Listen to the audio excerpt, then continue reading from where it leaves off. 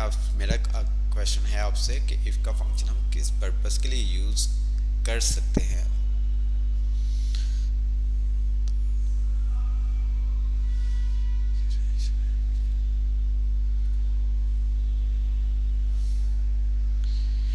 If का function हम दो वैल्यू को कंपेयर करने के लिए यूज़ करते हैं। उस कंपेयर की गई वैल्यू को अपनी मर्जी से कोई आंसर आपको जनरेट करवाना है, ठीक है, तो उसके लिए हम क्या करते हैं, इफ़ का फंक्शन यूज़ करते हैं। मीन्स कि मैंने कहा कि 5 इक्वल है 5 के, ठीक है, तो यहाँ पे क्या हो गई, ट्रू। अब हमारे पास इफ के फंक्शन के अंदर तीन आर्गुमेंट्स आते हैं, लॉजिकल टेस्ट, वैल्यू ट्रू और वैल्यू फॉल्स। अगर आपका लॉजिकल टेस्ट सही हो जाता है, जैसे मैंने कहा 5 इक्वल टू 5, ये हमारा लॉजिकल टेस्ट है, तो क्या हुआ, ये ट्रू। अगर आपने ट्रू में लिखा कि बिल्कुल सही आंसर, राइट आंसर, ठीक है, ओके, यस, जो भी आप यूजर को टेक्स्ट या मैसेज दिखाना चाहते हैं उन दो वैल्यू को कंपेयर करते हुए, तो उसके लिए हम इफ यूज करते हैं, ठीक है। अब इफ के अंदर जब आप वैल्यू को कंपेयर करवाओगे, तो मैंने आपको पहले भी बताया था कि आपने क्या करना है, टेक्स्ट को टेक्स्ट के साथ आप कंपेयर करवा सकते हैं, नंबर को नंबर के साथ और परसेंटेज को परसेंटेज के साथ। ऐसा नहीं कि आप नंबर को टेक्स्ट के साथ कंपेयर करवा रहे हो, तो ऐसा पॉसिबल नहीं है, ठीक है। तो इफ का फंक्शन अगर ये काम कर दे तो इसको ये शो कर दो, अगर नहीं करे तो ये शो कर दो, ठीक है।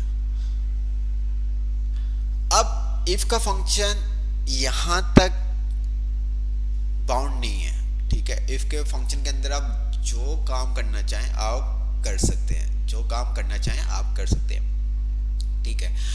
हम नेस्टेड इफ, ठीक है, नेस्टेड इफ का मतलब होता है कि इफ के अंदर इफ, ठीक है। इसी तरह से गूगल शीट के अंदर इफ्स होता है, तो यहाँ पे एक्सेल के अंदर इफ है, मतलब कि नेस्टेड इफ के अंदर इफ।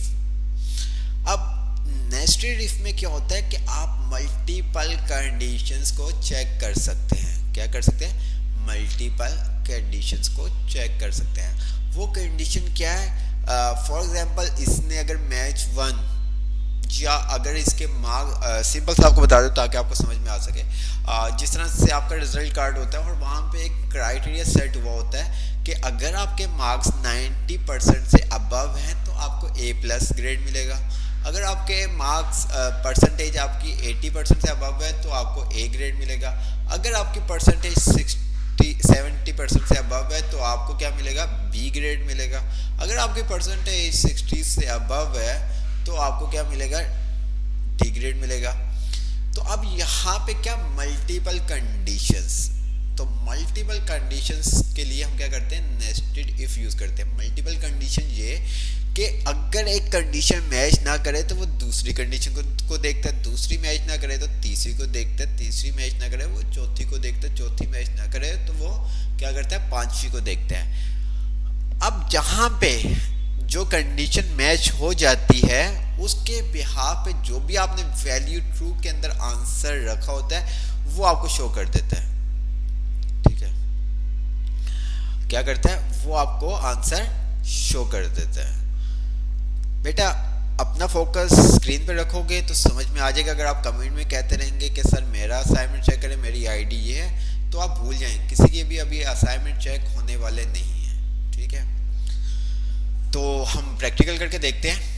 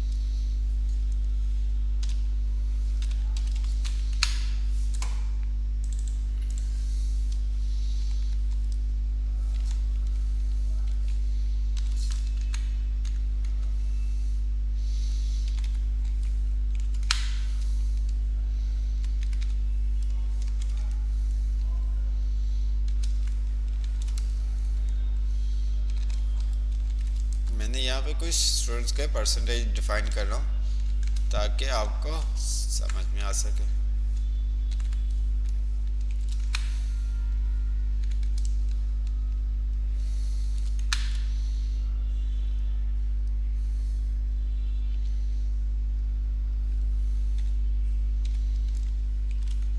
ओके,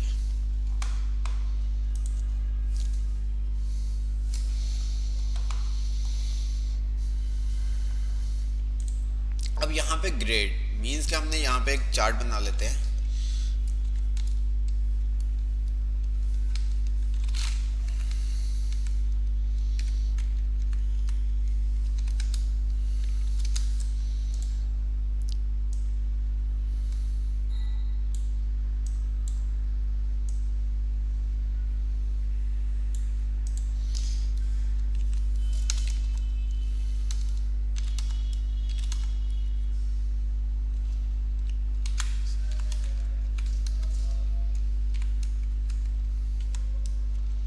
ये हमने कुछ लिख दिया, ठीक है। ओके, यहां तक समझ में आया आपको? ये क्या किया मैंने?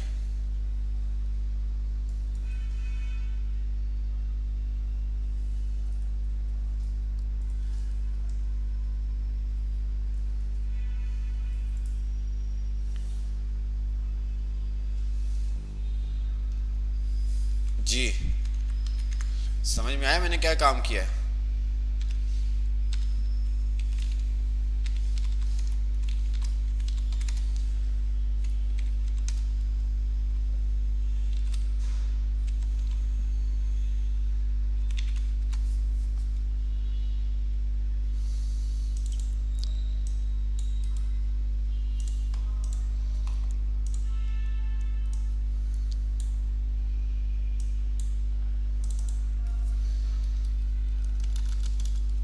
मुझे बताएं।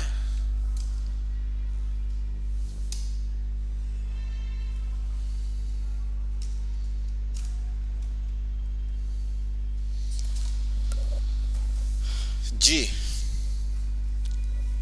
अच्छा, अब यहां पे क्या हुआ है, एक चार्ट हमने बनाया हुआ है जहां पे हमने क्या किया हुआ है, कंडीशन असाइन की हुई है कि अगर किसी स्टूडेंट के मार्क ग्रेटर देन और इक्वल है किसके 90% के, तो उसको क्या कर दो, ए ग्रेड असाइन कर दो।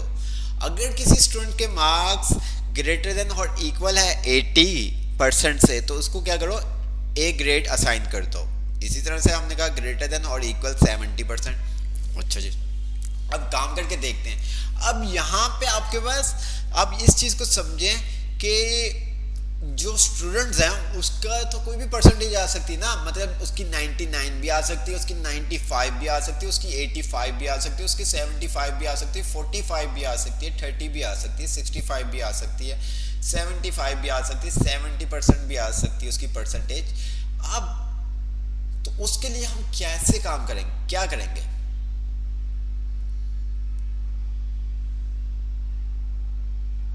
जी, आपके सामने मैंने एक चार्ट बनाया है जहां पे वहां मेंशन कर दिया क्राइटेरिया कि अगर किसी स्टूडेंट के मार्क्स ग्रेटर देन है 90%, ग्रेटर देन और इक्वल है 90%, उसको ए प्लस का ग्रेड असाइन कर दो। अगर किसी स्टूडेंट के मार्क्स हैं 80% से अबव, उसको ए ग्रेड असाइन कर दो। अब इस काम के लिए क्या करेंगे? अब यहाँ पे आपके साथ की मल्टीपल कंडीशन, स्टूडेंट के तो कोई भी परसेंटेज आ सकती है ना, 75% भी आ सकते हैं स्टूडेंट के परसेंटेज, 85 भी आ सकती है, 99% भी आ सकती है, 10% भी आ सकती है, 50% भी आ सकती है, 55% भी आ सकती है।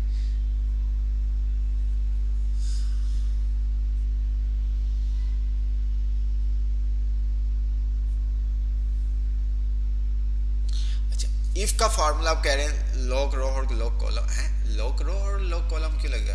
अच्छा, इफ के फंक्शन कैसे यूज होगा, इफ का फंक्शन कैसे यूज होगा? मैंने आपको कहा था कि इफ के फंक्शन के अंदर 3 आर्गुमेंट्स होते हैं, लॉजिकल टेस्ट, वैल्यू ट्रू और value false. Logical test, value true और वैल्यू फॉल्स। अगर आपकी लॉजिक मैच कर जाती है, अगर आपकी लॉजिक सही हो जाती है, ठीक है, तो जो भी आपने वैल्यू ट्रू में लिखा होगा वो आपके पास शो हो जाएगा।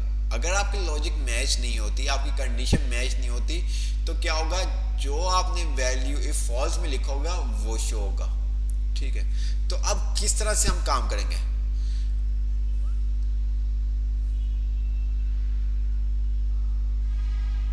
दो वैल्यू कैसे कंपेयर करवाएंगे भाई, कुछ भी मार्क्स आ सकते हैं ना। अब आप इस तरह से इमेजिन करें कि हमारे पास शीट पे कोई मार्क्स नहीं है, वो तो आपको मैंने लिख के दिखा दिया कि ये नंबर है, तो उसके नंबर चेंज भी हो सकते हैं, उसकी परसेंटेज भी चेंज हो सकती है। ठीक है, जब भी कोई हम शीट बनाते हैं तो हमारे पास डाटा थोड़ी होता है, हम क्या करते हैं रो डाटा को देखते हुए इस तरह से क्या करते हैं, शीट्स बनाते हैं, लॉजिक लगाते हैं, और उसके बाद जैसे ही वो कुछ टाइप करते हैं तो आंसर आपका ऑटोमेट क्या हो जाता है, अपडेट हो जाता है। जी, आप में से कुछ कह रहे हैं नेस्टेड इफ और कुछ कह रहे हैं इफ। अच्छा जी, आ जाते हैं। मैंने कहा नेस्टेड, तो यहाँ पे तो नेस्टेड का कोई भी फंक्शन नहीं आ रहा, आप देख सकते हैं। अच्छा, अगर मैं इफ्स करता हूँ तो यहाँ पे देखो इफ्स का भी कोई फंक्शन नहीं आ रहा, ये देखिए ना इफ्स आ रहा है और ना ही नेस्टेड आ रहा है।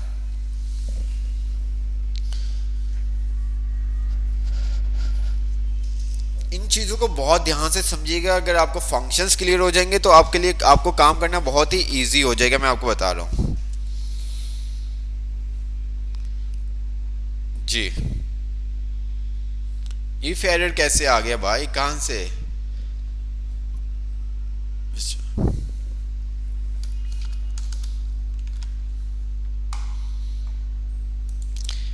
मैंने आपको उससे पहले भी एक बात की थी, ये लिख लें, नोट डाउन कर लें। आप किसी भी फंक्शन के अंदर फंक्शन अप्लाई कर सकते हैं। ठीक है, किसी भी फंक्शन के अंदर फंक्शन अप्लाई कर सकते हैं। अब इसके अंदर भी हम इफ का फंक्शन यूज करेंगे, बट हम किस तरह से यूज करेंगे, हम उसको कंपेयर करवाएंगे। अगर हमारी वैल्यू कंपेयर हो गई तो हम वैल्यू इफ ट्रू में उसको कह देंगे a प्लस। ठीक है, चलो मुझे आप बताओ, फिर मैं साथ साथ आपको बताऊंगा। अब मैं यहाँ पे क्या करूंगा, इफ ये सेल ग्रेटर देन है किसके, 90% के, ऐसे ही है, कॉमा, तो क्या करो इसको a प्लस दे दो। अब आगे क्या कर दूं, ए लिख दूं। सही किया काम मैंने जी, अभी ये जो काम आप देख रहे हैं ये बिल्कुल सही किया।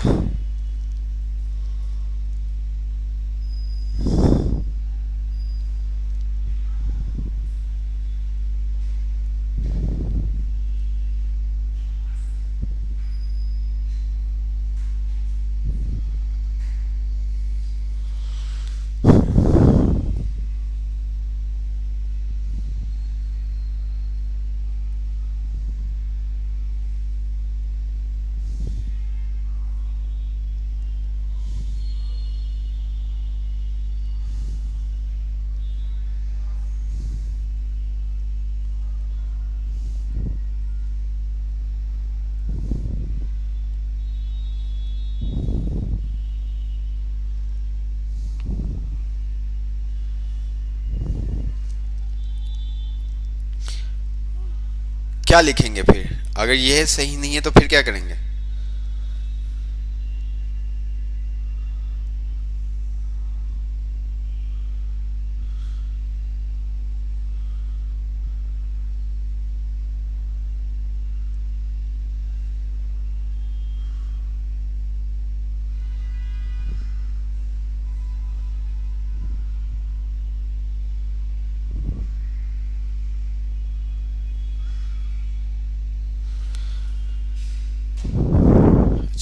अब हम अगर ये काम करते तो हमारा जो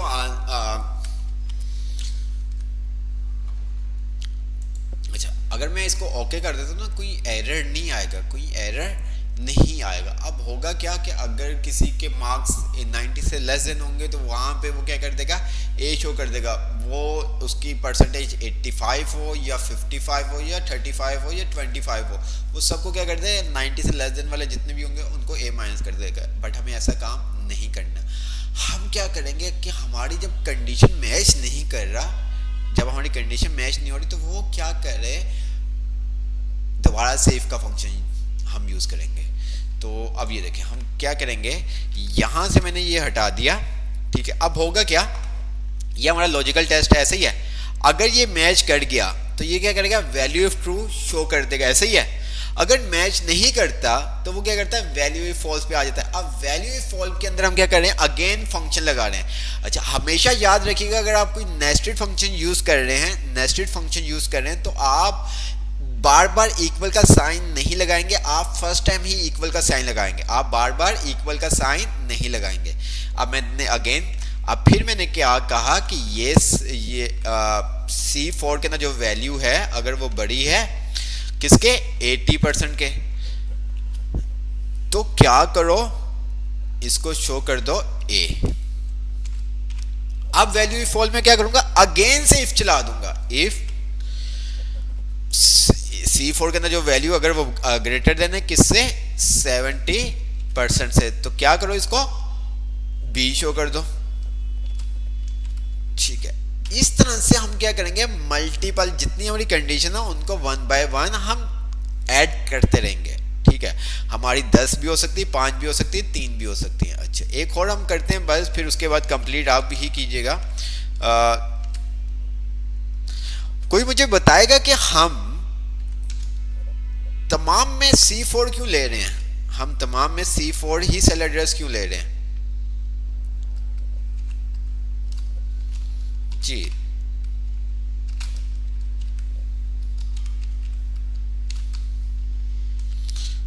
अच्छा, जितनी ब्रैकेट्स आपने ओपन की होंगी उतनी आपको क्लोज करनी होगी। अगर नहीं भी क्लोज करेंगे तो कोई ऐसा इशू नहीं है।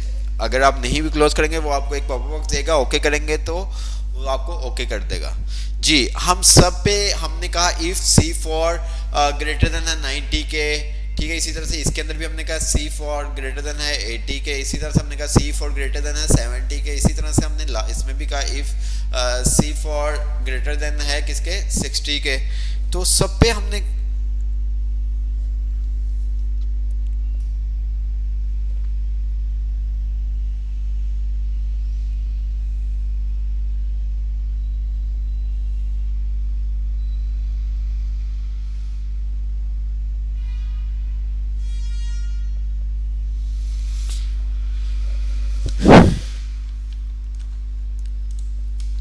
क्योंकि हम C4 सब पे इसलिए सेल ले रहे हैं कि क्यों स्टूडेंट्स की कोई भी परसेंटेज आ सकती है, कोई भी परसेंटेज आ सकती है। ठीक है, हम एक सेल पे लगा के उसको सिंपल सा ड्रैग एंड डाउन करेंगे। अब उसकी जो भी परसेंटेज होगी वो खुद ही उसको कंडीशन को चेक कर लेगा। ठीक है, C4 हमने इसलिए लिया कि वहाँ पे अगर 90%, 99, 92, 85, 89, 82, 79, 75, 73, 78 कोई भी परसेंटेज आएगी तो वो क्या करेगा, पहले देखेगा क्या, ये देखो मैंने इसको कर दिया ओके। अगर मैं अभी फिल वक्त आप मुझे बताएं, मैं अगर ओके करता हूं तो क्या आंसर आएगा,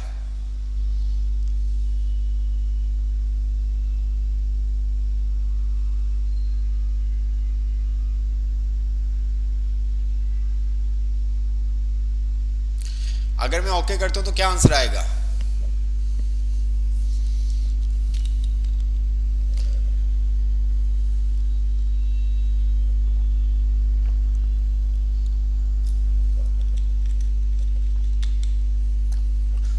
A+ आएगा। ठीक है, ये देखिए आ गया प्लस। अच्छा जी, अगर मैं इसके मार्क्स कर देता हूं, इसके मार्क्स में कर देता हूं 75, तो अब क्या आएगा, अब क्या ग्रेड आएगा,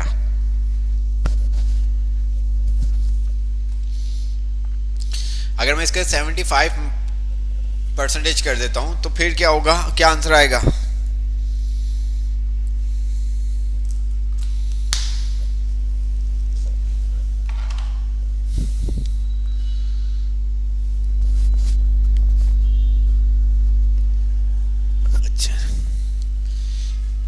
क्या आया, B आया। अच्छा, B क्यों आया, अब ये आपने ध्यान से समझना है। फंक्शन ओपन कर रहा हूं, उसने सबसे पहले जब उसने देखा C4 के अंदर जो वैल्यू है क्या वो ग्रेटर देन 90 के, उस तो यहाँ पे ये लॉजिकल टेस्ट चेक हुआ तो देखा कि भाई ये मैच नहीं कर रही कंडीशन, ये मैच नहीं कर रही, तो इसने क्या किया, इस चीज को स्किप किया और डायरेक्ट कहां पे चला गया, वैल्यू इफ फॉल्स के अंदर। वैल्यू इफ फॉल्स के अंदर क्या पड़ा हुआ है, पूरा इफ का फंक्शन। अब उसने फिर देखा कि लॉजिकल टेस्ट जो हमने असाइन किया है C4 के अंदर जो वैल्यू है क्या वो ग्रेटर देन 80 के, तो यहाँ पे भी कंडीशन आपकी मैच नहीं की, यहाँ पे भी कंडीशन आपकी मैच नहीं की, तो वो डायरेक्ट कहाँ पे चला गया, वैल्यू इफ फॉल्स के अंदर। वैल्यू इफ फॉल्स के अंदर जाने के बाद उसने देखा कि C4 के अंदर जो वैल्यू क्या वो ग्रेटर देन 70% से, तो यहाँ पे क्या हुआ, आपकी कंडीशन मैच कर गई और आपने वैल्यू ट्रू में क्या दिया हुआ था बी, तो उसने आपको क्या कर दिया, बी शो कर दिया। ठीक है, क्या कर दिया, बी शो कर दिया। समझ में आया? अच्छा, अगर मैं यहां पे 25% कर देता हूं फिर क्या होगा, अगर मैं यहां पे 25 कर देता हूं फिर क्या होगा,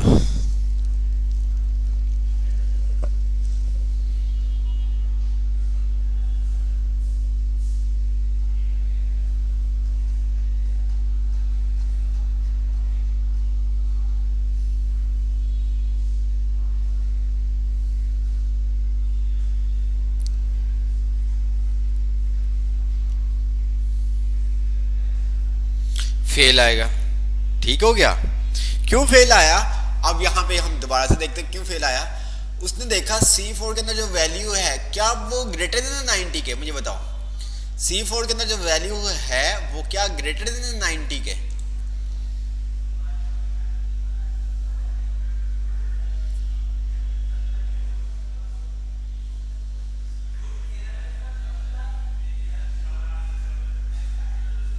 नो।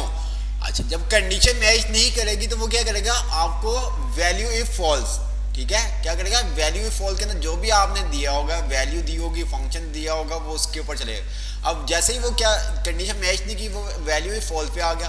अब वैल्यू इफ फॉल्स के अंदर इफ का फंक्शन है, उसने फिर देखा भाई, जब लॉजिकल टेस्ट को कंपेयर करवाया और देखा कि भाई जो C4 के अंदर वैल्यू है क्या वो ग्रेटर देन 80 के, क्या वो C4 के अंदर जो वैल्यू है क्या ग्रेटर देन 80% के,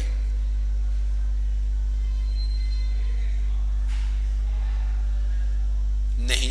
तो उसने क्या किया, डायरेक्ट कहां पे चला गया, वैल्यू फॉल्स। वैल्यू फॉल्स में आया तो यहां पे उसने फिर देखा लॉजिकल टेस्ट C4 के अंदर जो वैल्यू है क्या वो ग्रेटर देन 70% के, नहीं। वो फिर कहां पे चला गया, वैल्यू फॉल्स के अंदर। वैल्यू फॉल्स के अंदर आने के बाद उसने फिर कंपेयर किया वो लॉजिकल टेस्ट, तो क्या C4 के अंदर जो वैल्यू है ग्रेटर देन है 60% के, नहीं। तो उसने क्या किया, वैल्यू फॉल्स पे चला गया। तो अब वैल्यू फॉल्स के अंदर क्या है, फेल है, क्या है, फेल है। ठीक है, तो इस तरह से काम करता है आपका नेस्टेड इफ। अच्छा, अगर मैं इसको ड्रैग करूंगा तो मेरे पास आंसर आ जाएंगे, अगर मैं इसको ड्रैग करता हूं तो क्या मेरे पास आंसर आ जाएंगे,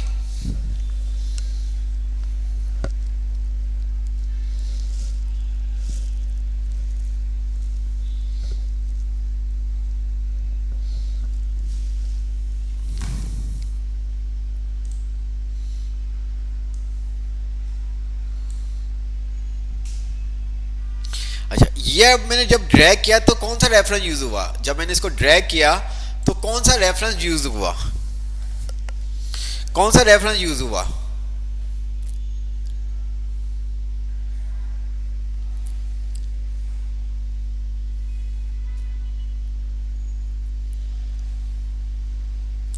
रेफरेंस कौन सा यूज हुआ,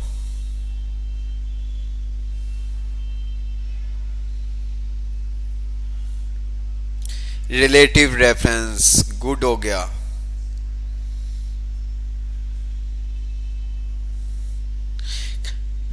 कैसे पता चलेगा रिलेटिव रेफरेंस यूज हुआ, कैसे पता चलेगा, अगर मैं इसको ओपन कर देता हूँ आप मुझे कैसे आइडेंटिफाई कर सकते हो कि ये रिलेटिव रेफरेंस है, मुझे यकीन नहीं आ रहा कि ये रिलेटिव रेफरेंस है, आप मुझे कैसे यकीन दिलाएंगे कि सर ये रिलेटिव रेफरेंस ही है।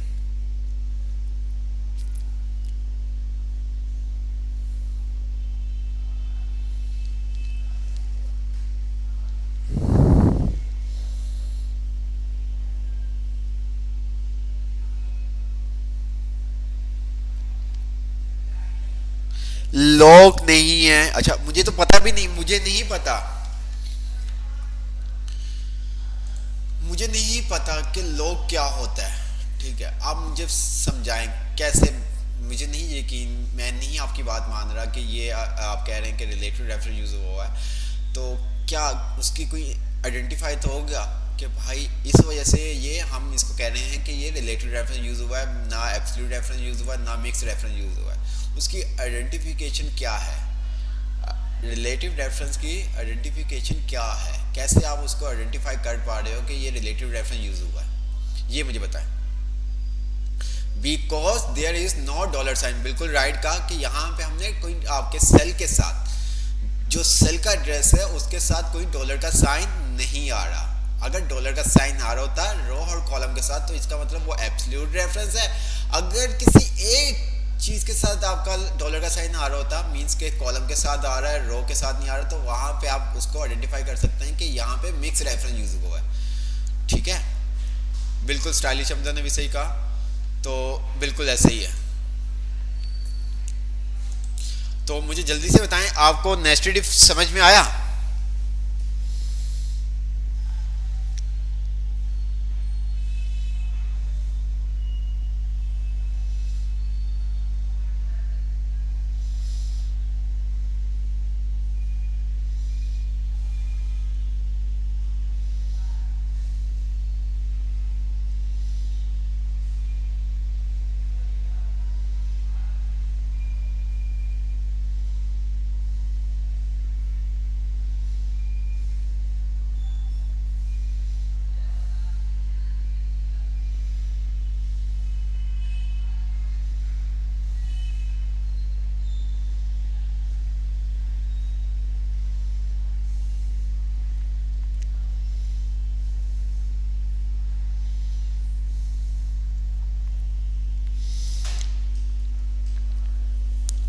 अच्छा, आप सब कह रहे हैं कि यस सर क्लियर हो गया। अच्छा, मुझे कोई एग्जांपल बताओ जल्दी से, कमेंट सेक्शन में मुझे एग्जांपल कोई बताएं कि हम और कहाँ कहाँ पे इफ़ नेस्टेड इफ़ यूज़ कर सकते हैं, कहाँ कहाँ पे हम नेस्टेड इफ़ यूज़ कर सकते हैं। जी जल्दी से मुझे बताएं।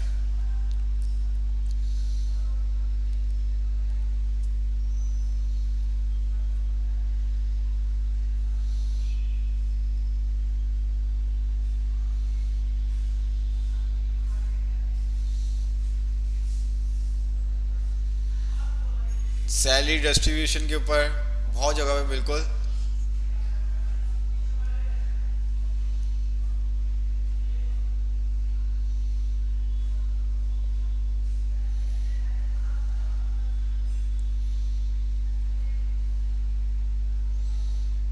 आप सब सैलरी डिस्ट्रीब्यूशन लिख देंगे। ओके, परसेंटेज के ऊपर भी। रेलवे के ऊपर कैसे, थोड़ा सा एक्सप्लेन करो।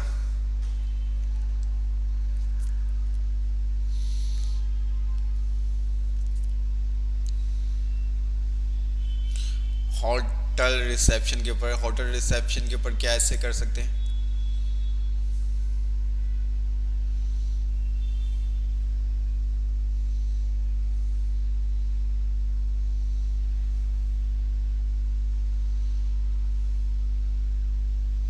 आसमा आसिफ, आपको क्यों नहीं क्लियर हुआ बेटा? रिजल्ट ग्रेड के लिए तो मैंने बता दिया। अच्छा, अब फॉर एग्जांपल आपको मामा कुछ सामान लेने के लिए भेजती हैं और कहा जाता है कि बेटा आपने क्या करना है, टमाटर लेके आना है। अच्छा, टमाटर ना मिले तो क्या करना है, दही लेके आ जाओ। अच्छा जी, दही भी ना मिले तो क्या करें, क्या करें? तो ऐसा करना कि तुम वापस आ जाओ। ठीक है, ऐसा करो, वापस आ जाओ। आप जब वो जाएगा उसको जब पहले देखे दही, दही भी नहीं मिला, फिर वो टमाटर देखेगा, टमाटर भी नहीं मिले, तो वो फिर क्या करेगा, वापस आ जाएगा। तो नेचुरल इफ में क्या होता है, एक कंडीशन जब आपकी वो कंडीशन मैच कर जाएगी तो वो वाला आंसर लेके क्या करेगा, वापस आपको जो भी आपने टेक्स्ट मैसेज शो करवाया होगा वो आपके सामने शो हो जाएगा। इसी तरह से अगर हम सैलरी की बात करें, बोनस की बात करें, तो क्या होता है, डिफरेंट कंपनीज के अंदर बोनस दिए जाते हैं। जैसे कि अगर हम सेल टारगेट की बात करें कि अगर कहा जाता है कि अगर किसी ने सेल 50,000 से अबव अगर कोई सेल करता है तो उसको क्या 10% बोनस मिलेगा। क्या मिलेगा, 10% बोनस। अब कंडीशन क्या आ गई कि अगर किसी ने सेल 50,000 से अबव की तो उसको 10% बोनस मिलेगा। ठीक है, अब बोनस के ऊपर डिपेंड करता है कि वो क्या कहते हैं, सेल का 10% मिलेगा या आपकी सैलरी का 10% मिलेगा। ठीक है, अच्छा अगर किसी, ये तो हो गया पहला। अब उसके साथ ही उन्होंने कहा कि अगर किसी की सेल 35,000 से अबव है, ठीक है 35,000 या 35,000 से अबव है, तो उसको क्या मिलेगा, 7% बोनस मिलेगा। ठीक है, इसी तरह से उन्होंने कहा कि अगर किसी की सेल 20,000 से अबव है तो उसको 5% क्या मिलेगा, बोनस मिलेगा। इसी तरह से उन्होंने कहा कि अगर आपकी सेल 10,000 से अबव है तो उसको क्या मिलेगा, 3% बोनस मिलेगा। अगर किसी की सेल लेस देन 10,000 के, तो उसको कोई भी बोनस नहीं मिलेगा। तो अब यहाँ पे मल्टीपल कंडीशंस के लिए आप क्या करेंगे, इफ यूज करेंगे। अगर एक कंडीशन मैच नहीं करेगी तो वो दूसरी देखेगा, दूसरी मैच नहीं करेगी तो वो तीसरी देखेगा, तीसरी मैच नहीं करेगी तो वो चौथी कंडीशन देखेगा, चौथी मैच नहीं करेगी तो पांचवी, तो पांचवी कंडीशन, अगर आपने छठी कोई कंडीशन नहीं दी हुई तो पांचवी कंडीशन में फॉल्स, वैल्यू फॉल्स के अंदर जो भी आपने लिखा होगा वो आपको शो कर देगा। ठीक है, वो 1 बाय 1 तमाम कंडीशन को देखता रहेगा। ठीक है, अगर कोई भी उनमें से कंडीशन मैच नहीं होगी तो वो आखिर वाला जो फंक्शन के अंदर आपने फॉल्स के अंदर जो भी लिखा होगा वो आपको शो कर देगा।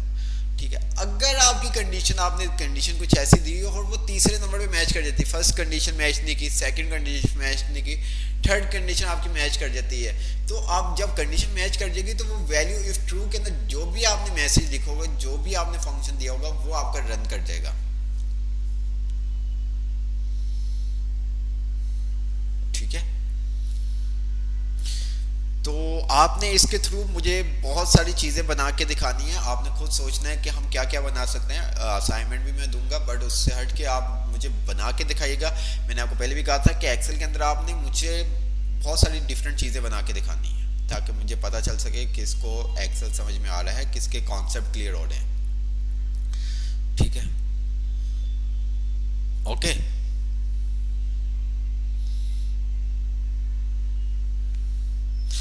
जो भी आपको लगता है, असाइनमेंट मैं भी आपको असाइन करूंगा, उसके अलावा आपने कुछ भी, जो भी आपके माइंड में आता है, जितने भी हमने फंक्शंस पढ़ लिए हैं, फॉर्मेटिंग पढ़ ली, उनको देखते हुए कोई आपके माइंड में आइडिया आता है तो आपने उसको क्या करना है, क्रिएट करना है एक्सेल के ऊपर। ठीक है, और वो बना के फिर आपने मुझे सेंड करना है।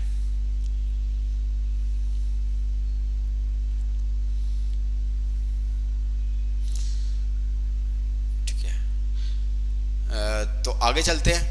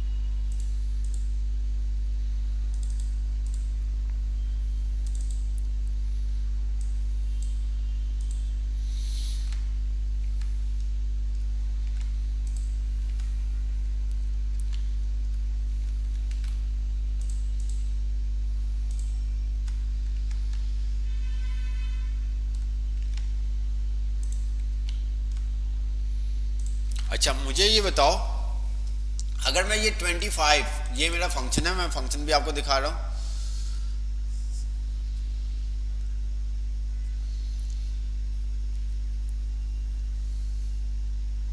बिल्कुल बजट भी हम कर सकते हैं, बिल्कुल अच्छा आपने कहा।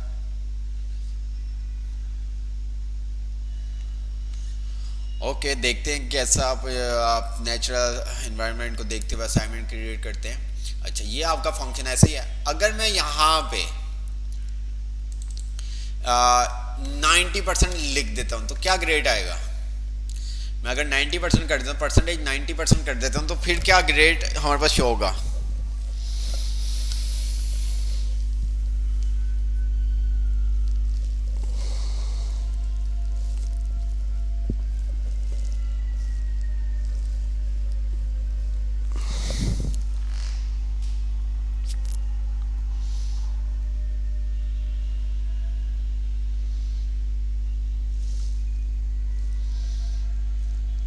अच्छा,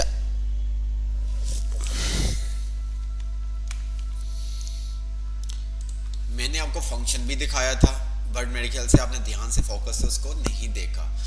तो आप सब कह रहे हैं ए प्लस आएगा, तो ए प्लस तो नहीं आएगा, क्योंकि जो हम कंडीशन चेक कर रहे हैं वो हमने कहा कि C4 के अंदर जो भी वैल्यू है, अब जो भी वैल्यू है ग्रेटर देन किसके, 90% के। तो यहाँ पे हम जो ऑपरेटर यूज कर रहे हैं, जो लॉजिक यूज कर रहे हैं, वो हम कर रहे हैं ग्रेटर देन की, मतलब कि वो 90 से अबव होगा तो ए प्लस आएगा, 90 होगा तो वो क्या करेगा, आपको ए शो करेगा। ये देखें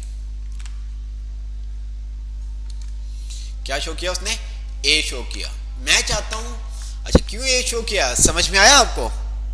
ए क्यों आया, समझ में आया कुछ?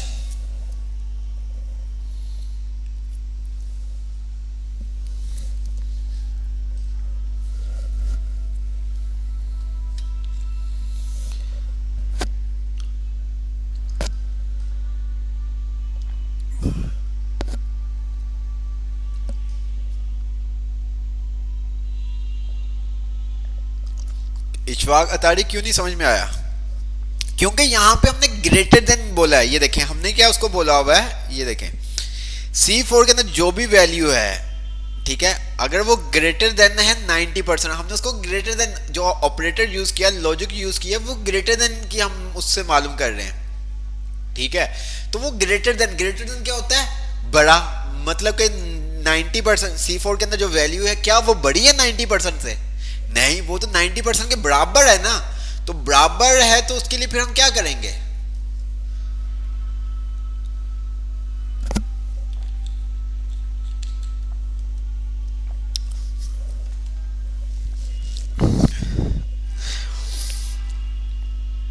मैं चाहता हूं कि वो 90% वाले को भी ए प्लस ग्रेड असाइन करे।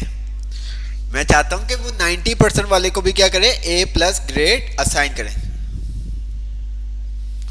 बिल्कुल, हमने उसको जो बोला ना, हमने उसको कहा 90% से अबव, 90% से अबव। तो अब हम क्या करेंगे, उसको कहेंगे ग्रेटर देन या इक्वल, ठीक है, ग्रेटर देन और इक्वल। आप चेक करो ग्रेटर देन है या उसके इक्वल है, ठीक है। तो मैं यहां पे क्या कर दूंगा, इक्वल का साइन लगा दूंगा, ठीक है। तो अब वो क्या करेगा, अगर C4 के अंदर जो वैल्यू है वो 90% से अबव होती है या 90% के इक्वल होती है, तो वो क्या कर देगा, ए प्लस शो कर देगा। क्या शो कर देगा, ए प्लस। ये देखें,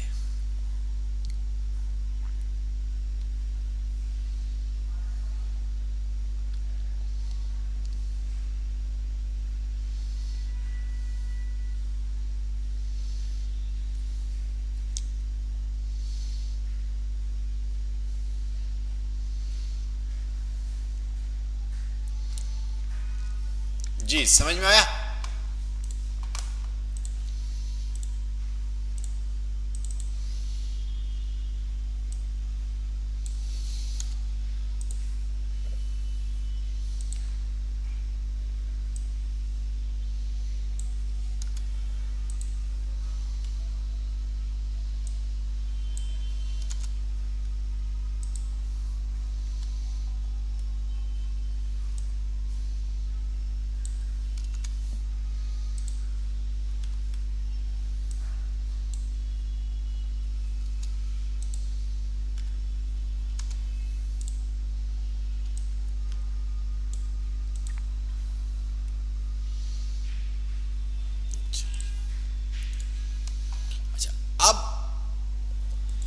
अब मैंने क्या किया, थोड़ा सा चेंज किया है, देखता हूं कि आप बता पाते हैं कि नहीं, ठीक है।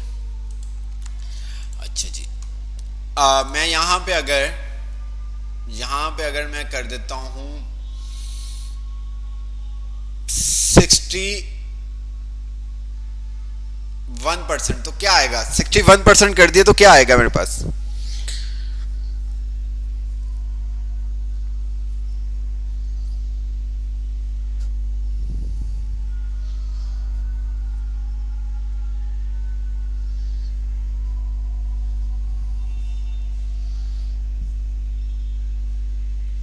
सी आएगा। ओके, अच्छा जी। अब मैं अगर यहाँ पे मैं क्या कर रहा हूँ कि यहाँ पे सी जहाँ पे है, मैंने क्या किया, यहाँ पे मैंने लिख दिया रिजवान। क्या लिख दिया? रिजवान। अब ये क्या हुआ, सब पे जहां जहां पे सी था वहां पे क्या आ गया? रिजवान आ गया। ऐसा क्या क्यों हुआ? क्या काम किया होगा मैंने यहाँ पे मैंने ऐसा क्या काम किया होगा कि मैंने वहां पे चेंज किया तो यहाँ पे भी तमाम जगह पे वो टेक्स्ट आपका शो हो गया।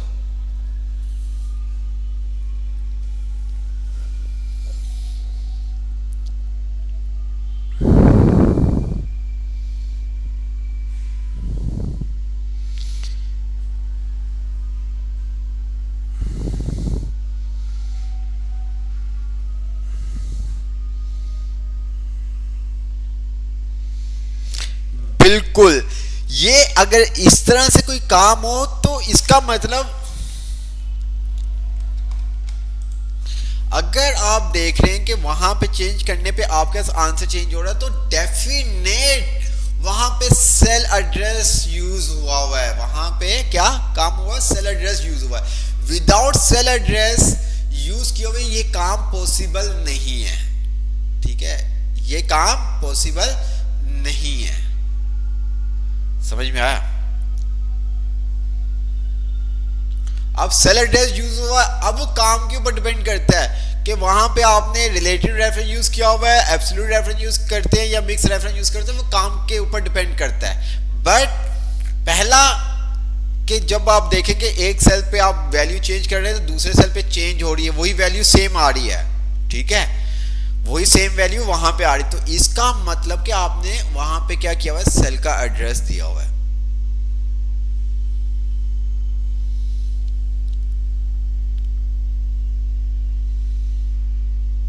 क्लियर? मैंने आपको पहले भी कहा था कि एक्सेल थोड़ा सा टफ होगा, लेकिन इतना टफ भी नहीं है यार। आप थोड़ा सा कॉन्सेंट्रेट करेंगे तो डेफिनेट आपको चीज़ें समझ में आना स्टार्ट हो जाएंगी। आपने देखा होगा कि जब हमारी फर्स्ट क्लास थी तो आप में से बहुत सारों को नहीं समझ में आ रहा था। अल्हम्दुलिल्लाह अल्हम्दुलिल्लाह अब आप में से बहुत सारे ऐसे स्टूडेंट्स हैं जो आंसर दे पा रहे हैं। ठीक है, तो वक्त के साथ साथ सब चीज़ें समझ में आना स्टार्ट हो जाती हैं। वो तभी होता है जब आप थोड़ी सी प्रैक्टिस भी कर रहे हो साथ। नहीं है कि कमांडो इतना हार्ड नहीं है ये। अगर आपने आगे प्रोग्रामिंग सीखनी है, अगर आप चाहते हैं कि हम फर्स्ट आए, टॉप 10 में हमारा नाम आए, तो उसके लिए एक्सेल बहुत ज़रूरी है, बहुत ज़रूरी है। बिल्कुल। अगर अभी आपका फोकस नहीं होगा तो आगे आप कैसे करेंगे? ठीक है, और वहां पे अगर आप प्रोग्रामिंग के लिए आते हैं तो वहां पे तो क्लास में आपसे सब बड़े होंगे, कोई कॉलेज का स्टूडेंट्स होंगे, कोई यूनिवर्सिटी के स्टूडेंट्स होंगे, तो ये सब चीज़ें हैं।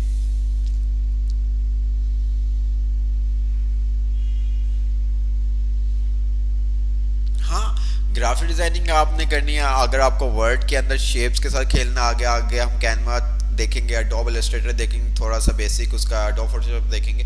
अगर आपको लगता है कि नहीं मुझे ग्राफिक डिजाइनिंग का इंटरेस्ट है, ग्राफिक डिजाइनिंग में मुझे मज़ा आता है, तो फिर आप ग्राफिक डिजाइनिंग, वो आपके ऊपर चॉइस है।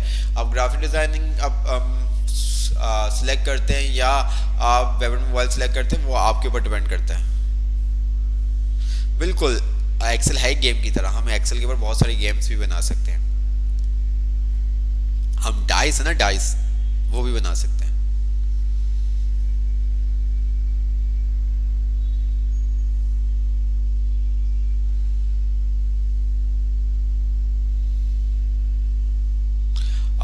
आप क्लास देखिएगा, आपको समझ में आ जाएगा। लास्ट वाली क्लास अगर आप देखेंगे ना उस्माबाद से, तो आपको समझ में आ जाएगा बेटा।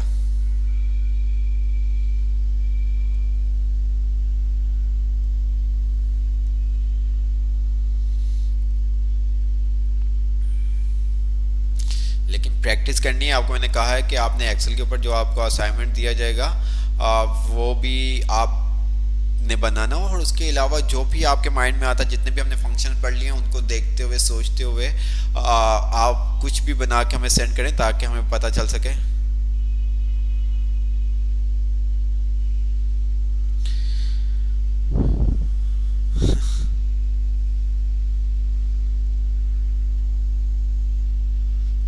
तो आगे चलते हैं। अच्छा, हम क्या फंक्शंस इतने ही देखेंगे आज, ठीक है? नहीं, ऐसा करते थोड़े से छोटे छोटे फंक्शंस देख लेते हैं, ठीक है? तो आगे थोड़ा सा कंटिन्यू करते हैं।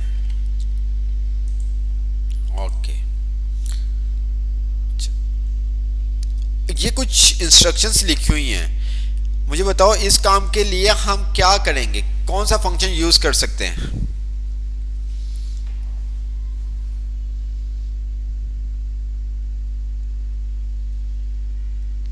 आपके सामने ये इंस्ट्रक्शंस लिखी हुई आ रही हैं, तो इन इंस्ट्रक्शंस को रीड अप कर रहे हैं और मुझे बताएं इस काम के लिए हम कौन सा फंक्शन यूज कर सकते हैं।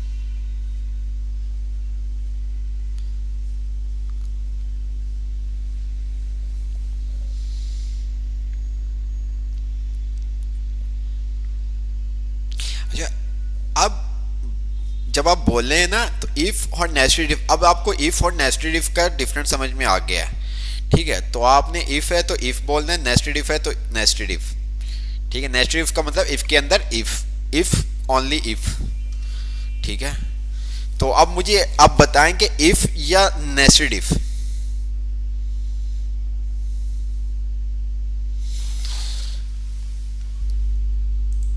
अब आपने इफ भी पढ़ लिया और नेस्टेड इफ भी पढ़ लिया। इफ मीन्स कि आप एक ही इफ यूज करोगे, ठीक है? आप जब काम कर रहे हैं, जो आप काम करना चाह रहे हैं, तो उसके लिए आप एक ही इफ यूज करेंगे। नेस्टेड इफ मतलब आप एक से ज्यादा इफ यूज करेंगे। अब इस काम के लिए आप एक इफ यूज करेंगे या एक से ज्यादा इफ यूज करेंगे? अगर इफ एक इफ यूज करेंगे तो आप मुझे बताएंगे इफ, अगर आपको लगता है कि एक से ज्यादा इफ यूज होंगे तो फिर आप मुझे बताएंगे नेस्टेड इफ। तो अब जल्दी से मुझे बताएं।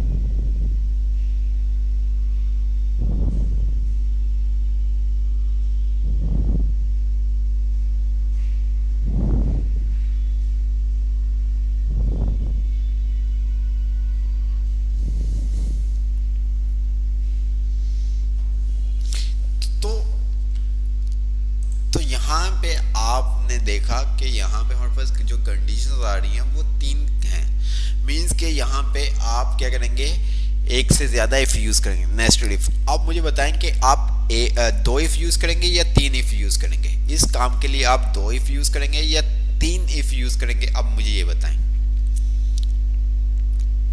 दोबारा से आपको दिखा देता हूं। मुझे अब आपने ये बताना है कि इस काम के लिए आप कितने इफ यूज करेंगे, एक इफ यूज करेंगे या दो इफ यूज करेंगे या तीन? मतलब एक तो नहीं करेंगे, नेस्टेड इफ आपने बोल दिया, तो दो करेंगे, तीन करेंगे? अब इस काम के लिए आप दो इफ यूज करेंगे या तीन इफ यूज करेंगे?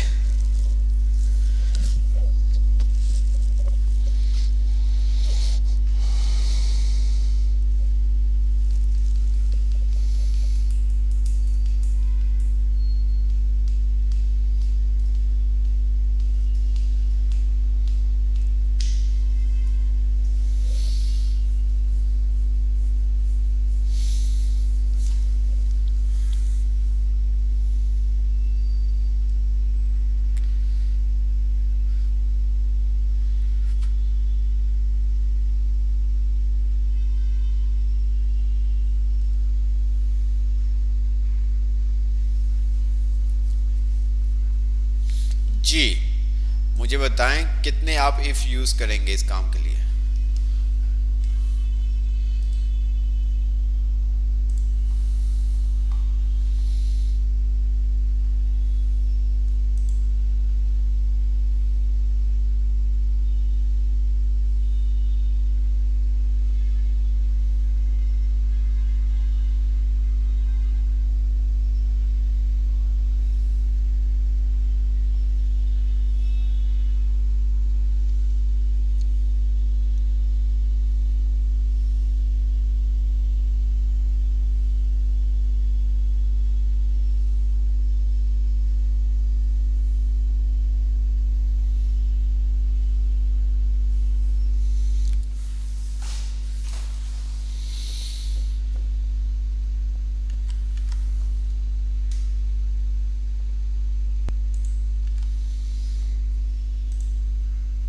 जी, तो इस काम के लिए आप तीन इफ यूज नहीं करेंगे, कर सकते हैं बट हम नहीं करेंगे। तीन इफ भी यूज कर सकते हैं हम, इस काम के लिए चार इफ चाहें तो यूज कर सकते हैं, लेकिन हमारा ये काम दो इफ के ऊपर खत्म हो सकता है।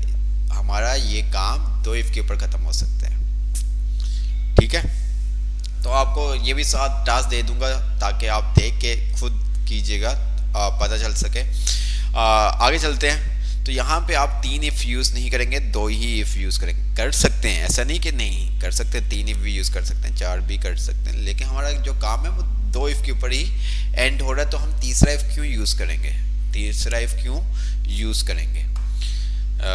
तो हम आगे चलते हैं।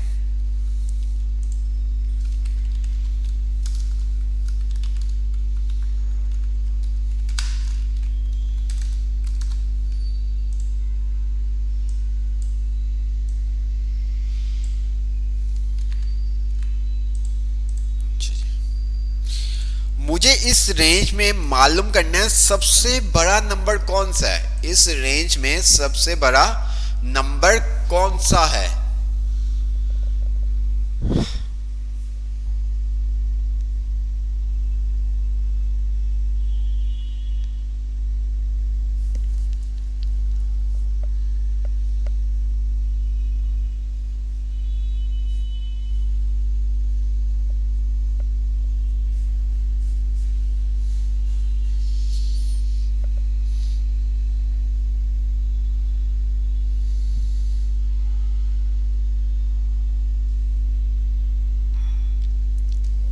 अच्छा जी,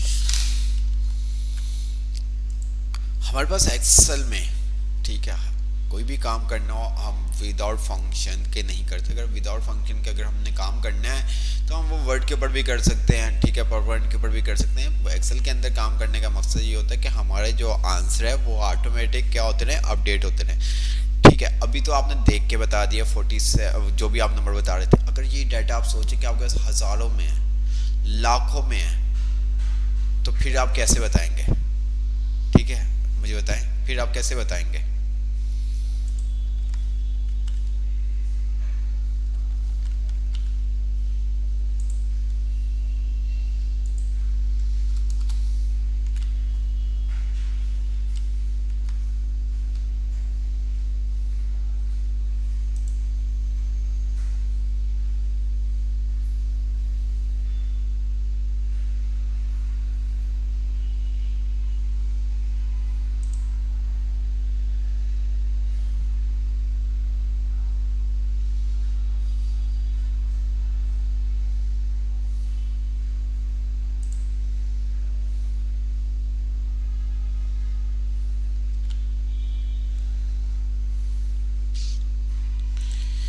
तो उसके लिए आप क्या करेंगे, फंक्शन यूज करेंगे। हर काम के लिए यहाँ पे फंक्शन है। तो हमें क्या मालूम करना है, अपने रेंज जो हमारा डाटा है उस डाटा में हमें मालूम करना है सबसे बड़ा लार्जेस्ट नंबर कौन सा है, मतलब कि सबसे बड़ा मैक्सिमम नंबर कौन सा है। तो उसके लिए हम मैक्स का फंक्शन यूज करते हैं। किस चीज़ का फंक्शन यूज करते हैं, मैक्स का।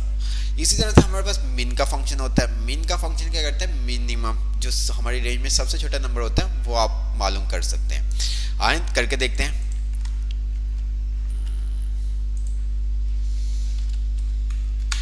मैक्स और मिन। अच्छा जी, मैंने यहाँ पे कहा इक्वल का साइन, मैक्स और मैंने यहाँ पे रेंज दे दी, यहाँ से यहाँ तक थ्रो रेंज दे दी मैंने C22 से C40 तक। तो मैंने एंटर किया, क्या आ गया 472। ठीक है, अगर मैं यहाँ पे 54 के ऊपर मैं लिख दूँ 850, तो क्या मेरा आंसर चेंज होगा? क्या मेरा आंसर चेंज होगा?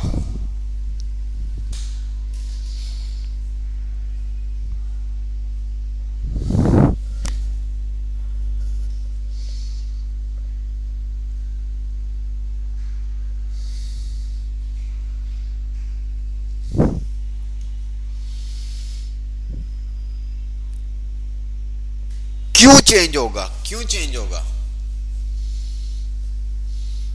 क्यों चेंज होगा?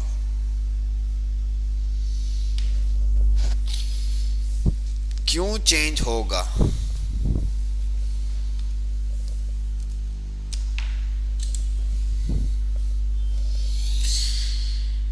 चेंज क्यों होगा, मुझे ये बताएं।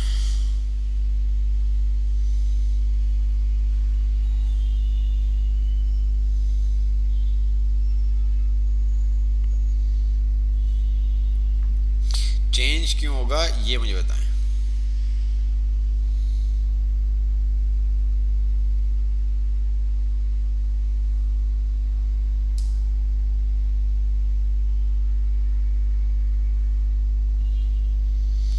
चेंज क्यों होगा मुझे ये बताएं जल्दी से।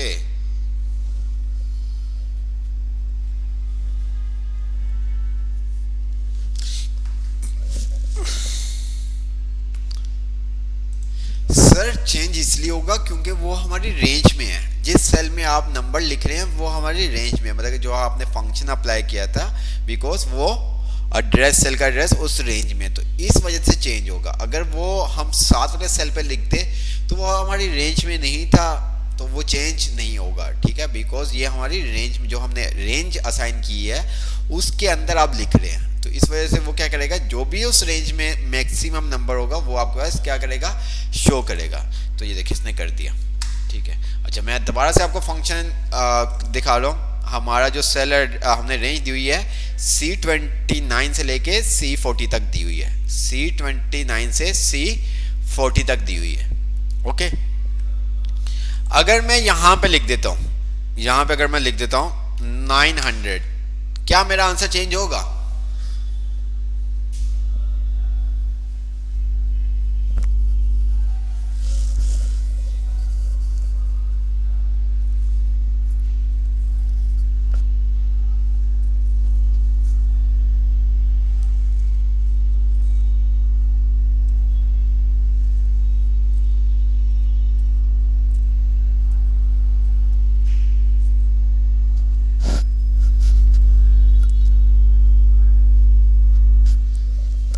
क्यों नो क्यों कह रहे हो? क्यों नहीं होगा?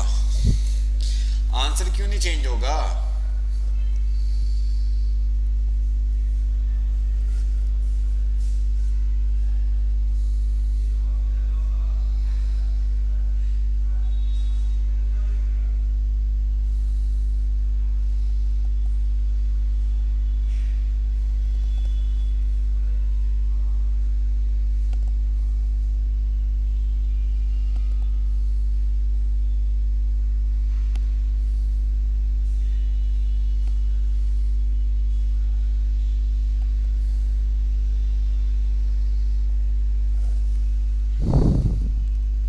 क्योंकि वो हमारी रेंज में नहीं है, क्योंकि वो हमारी रेंज में नहीं है, आप देख सकते हैं। ओके, इसी तरह से हम क्या कर सकते हैं, मिन का फंक्शन यूज कर सकते हैं। मिन के लिए आप क्या करेंगे, इक्वल का साइन और MIN मिन। अब ये देखो क्या कह रहा है, return the smallest number in a set of value, ignore logical value and text. मतलब कि जो आप इसको रेंज असाइन करेंगे, वैल्यूज असाइन करेंगे, अगर उसके अंदर कोई लॉजिकल वैल्यू या टेक्स्ट होगा उसको क्या कर देगा, इग्नोर कर देगा। ये मेरा फंक्शन, ये मेरे पास आर्गुमेंट्स आ रहे हैं, इसको हम कहते हैं पैरेंथेसिस, राउंड ब्रैकेट को हम कहते हैं पैरेंथेसिस। ठीक है, इसके अंदर ही हम आर्गुमेंट पास करते हैं। अब यहाँ पे नंबर 1 नंबर 2, क्या मैं यहाँ पे इस तरह से ये सिलेक्ट कर सकता हूँ? जी मुझे बताएं, क्या इसको मैं इंडिविजुअली एक एक करके सिलेक्ट कर सकता हूँ?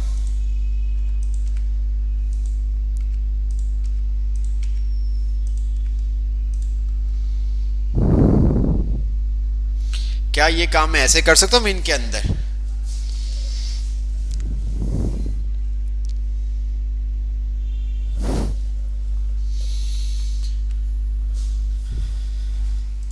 जी बिल्कुल आप कर सकते हैं सर, जी बिल्कुल कर सकते हैं। उसकी बिकॉज रीज़न क्या है, क्योंकि यहाँ पे उसने हमें कोई रिस्ट्रिक्ट नहीं किया हुआ, बाउंड नहीं किया हुआ। हम एक से ज़्यादा, दो से ज़्यादा आर्गूमेंट सेलेक्ट कर सकते हैं, दो से ज़्यादा हम आर्गूमेंट सेलेक्ट कर सकते हैं। आर्गूमेंट हमारा एक सेल हो सकता है, एक रेंज हो सकती है, और मल्टीपल सेल हो सकते हैं, और मल्टीपल रेंज भी हो सकती है। वो काम के ऊपर डिपेंड करता है। ठीक है, अब इसी तरह से मैं मीन को दोबारा करके आपको दिखाता हूँ। पहले हमने इंडिविजुअली एक एक सेल को किया था, हम एक साथ रेंज को ले लेते हैं, तो दोनों में आंसर वही सेम आएगा, कोई ऐसा नहीं है कि आंसर चेंज आएगा।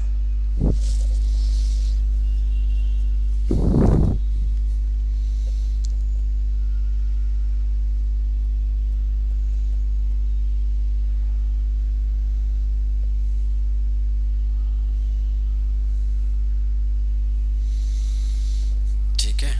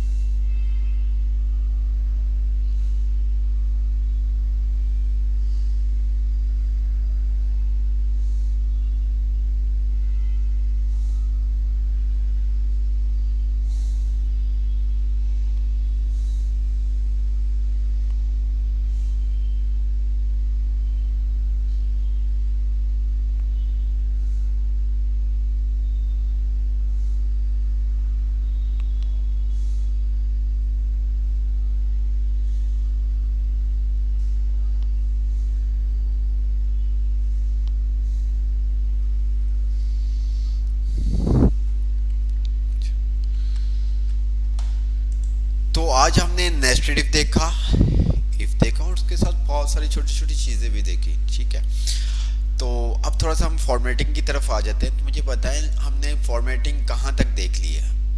होम के टैब के अंदर जो हमारे पास फॉर्मेटिंग आ रही थी, वो हमने कहाँ तक देख ली है? कोई मुझे बताएगा?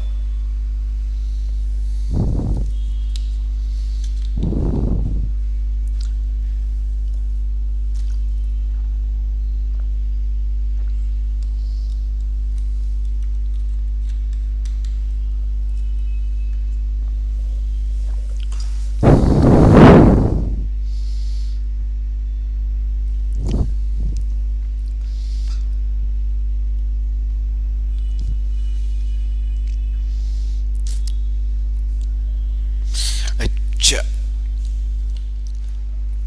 तो आप लोगों का मैसेज कमेंट्स आ रहे हैं कि अलाइनमेंट तक देख लिया है। अच्छा, अलाइनमेंट तक किसी को कोई इशू?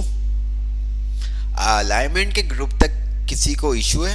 मतलब कि हमने क्लिपबोर्ड का ग्रुप देख लिया, फॉन्ट का ग्रुप देख लिया, और अलाइनमेंट, तीन ग्रुप हमने होम के टाइप के अंदर कवर कर लिए। आपका कहने का मतलब ऐसा है। अगर किसी को किसी भी कमांड टूल के अंदर इश्यूज है तो वो मुझे बता दें।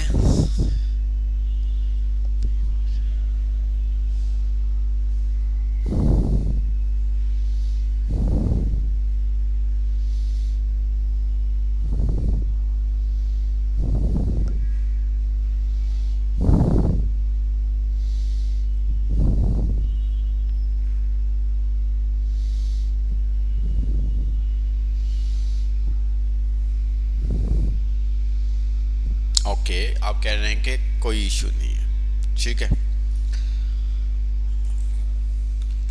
गुड, हो गया, ये बहुत अच्छी बात है। अगर आप कह रहे हैं कोई इशू नहीं है।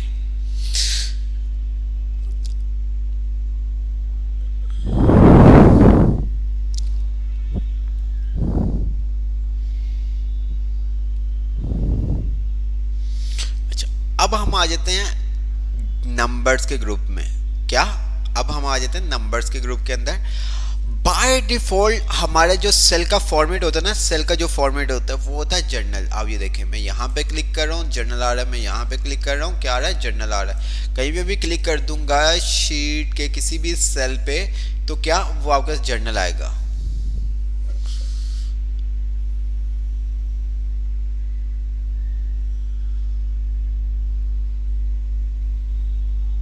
बाय डिफ़ॉल्ट जो हमारा सेल का फॉर्मेट होता है वो होता है जर्नल।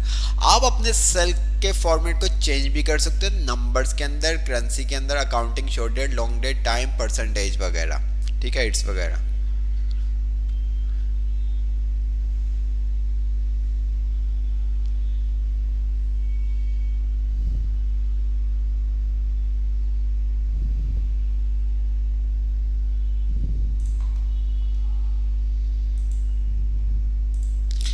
अगर आपको आपस में बात करनी है तो आप मुझे बता दें, ठीक है।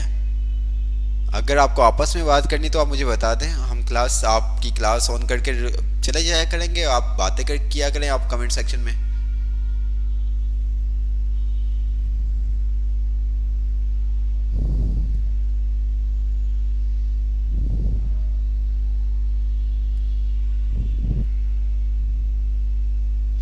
बातें करनी है आपको।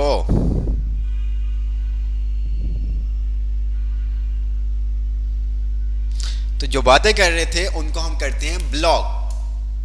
फैज और कौन था, हिना सदफ, और इनको हमने लाइव आपके सामने यहाँ से कर दें, जरा आपको भी पता चले हम ब्लॉक कैसे करते हैं। तो हम क्या करते हैं, इनको ब्लॉक करते हैं। आपके सामने लाइव क्लास के अंदर हम इसको क्या करते हैं, ब्लॉक करते हैं, ठीक है। सॉरी वाला तो मेरी डिक्शनरी में वर्ड है ही नहीं ना बेटा, सॉरी वाला तो मेरी डिक्शनरी में कोई वर्ड है ही नहीं, ठीक है। प्यार की जबान जो नहीं समझता तो उसको मैं फिर अपनी जबान पे समझाता हूँ। ये देखें, आ आ आ आ आ, आ सस्पेंड मेंबर, अरे 28 दिन के लिए। अब आराम से बातें करना बेटा। और दूसरा कौन था, दूसरा कौन था, दूसरा कौन था, दूसरा कौन था, नो सर इसका चेक करना सर, प्रैक्टिस करके दिखा दें, sorry sorry, no issue, no. दूसरा कौन था, सादी, क्या नाम था, क्या नाम था, क्या नाम था, क्या नाम था, चेक कर लेते, कोई मसला नहीं। जहाँ आप इतना टाइम हमारा वेस्ट करते हैं वहाँ पे हम आपके 1-2 मिनट ले लेंगे, कोई ऐसी इशू वाली बात नहीं है, ठीक है, ऐसी कोई इशू वाली बात नहीं है।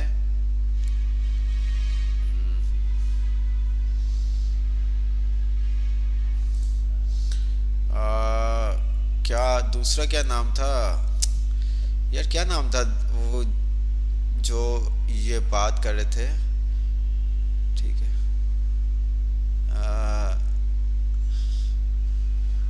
क्या, कहाँ चला गया, कहाँ चला गया,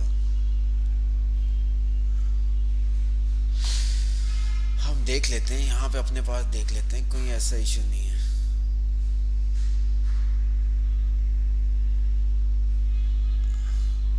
हीना सदफ था ना, हीना सदफ, हीना सदफ, ओके।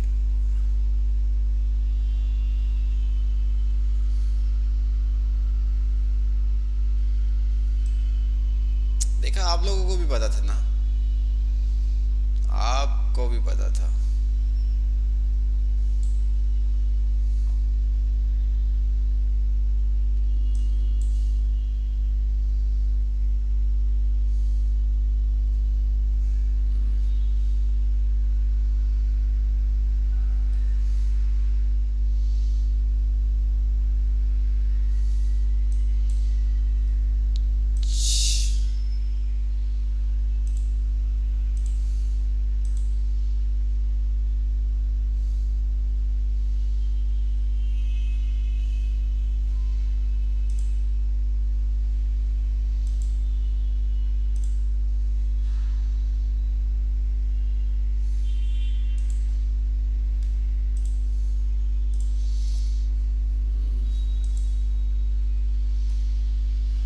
हीना सदफ बेटा, आप मैसेज कर दे जरा हमें, हीना सदफ, बेटा बेटी जो भी आप हैं, आप कमेंट कर दें ज़रा, आपको सस्पेंड करने में थोड़ा सा इजी हो जाएगा हमें, प्लीज़ आप इतना तो कर सकते हैं, ठीक है, आप इतना तो कर सकते हैं, एक कमेंट कर दें बस, ठीक है, तो फिर हम आपको इजी से क्या कर सकें, सस्पेंड कर सके। जो सीरियस नहीं है तो वो तो स्टूडेंट्स मुझे चाहिए भी नहीं। आराम से आप बातें करें, जो मर्जी करें, उससे मेरा कोई नहीं है।